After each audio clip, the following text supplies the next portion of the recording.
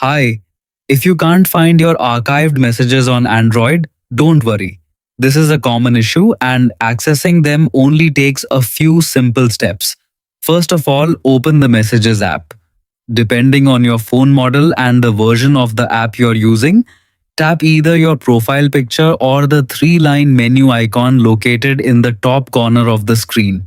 From the menu that appears, select Archive to view all conversations that have been moved out of your main inbox. Once you're in the archived section, you can browse through the stored conversations and find the message thread you're looking for. If you want to return a conversation to your regular inbox, simply touch and hold the chat until additional options appear. Then, tap the Unarchive button. The conversation will immediately move back to your main message list, making it easier to access whenever you need it.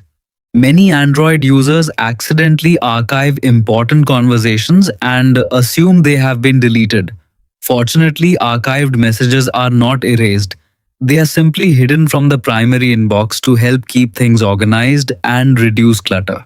If you still can't locate your archived messages, make sure your Messages app is updated to the latest version, as menu layouts can vary slightly between updates.